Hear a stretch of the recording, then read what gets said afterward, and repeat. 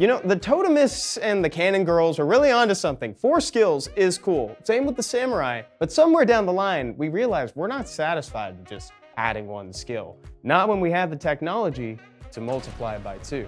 What do these things do? Which one is Ramael and which one is Judaya? You'll have the answer to these questions by the end of the video.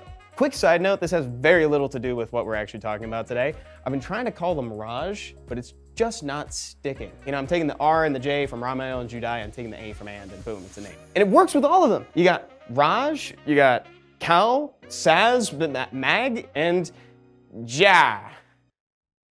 Okay, let's talk skills, and keep in mind you can mix and match. First 2 skills, you can increase an ally's attack bar by 15%, or you can take a coin flip on decreasing an opponent's attack bar by 30%. Their 2 second skills can decrease an ally's skill cooldown time by 1 turn, or they have a 60% chance to stun AoE.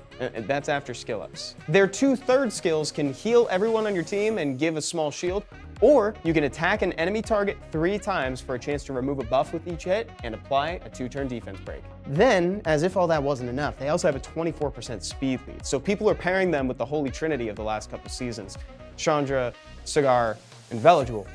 I don't want to talk about Velojoule, but he's a really good pairing if you have those 3 monsters. They're also the perfect pairing with Masha, because with the 24 speed lead, you're complementing that speed scaling damage. They can also start by boosting her and removing buffs off of the enemy target and setting up a defense break so that she can snipe. But can they solo Masha? Honestly, the data is inconclusive. Sometimes they do, and sometimes they don't. Like I said, data is inconclusive. We don't know. He needs to land the defense break to get the kill right here. He doesn't get it. The shield is up. Is it going to be enough? Bezos needs to get through. He gets the additional turn. Stays alive. I know what you're thinking. Yes, that is my reaction.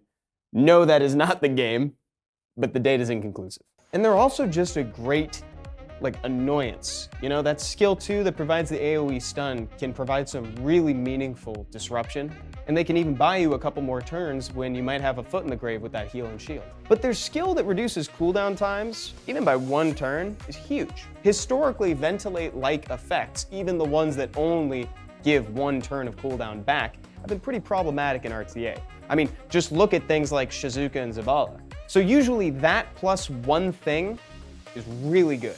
And they offer that plus 1 thing of your choice out of 5 other skills. So you can reduce someone's cooldown time and then boost their attack bar. Or you can reduce cooldown times and then set up a defense break with a strip. These guys rock.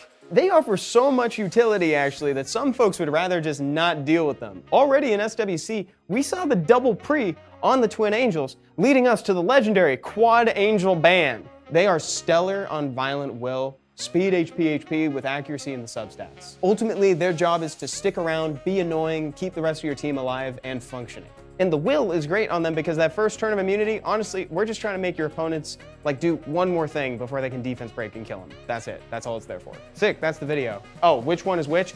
Honestly, I have no idea.